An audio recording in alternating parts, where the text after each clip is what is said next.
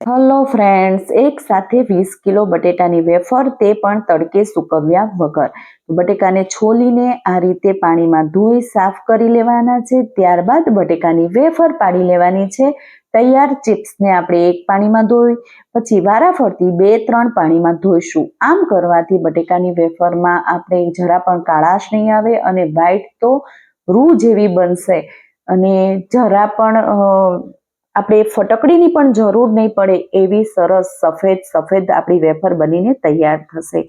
તો હવે આપણે પાણી ગરમ કરવા મૂક્યું છે, તેમાં આપણી વેફરને થોડી જ સેકન્ડો માટે બાફી લઈશું.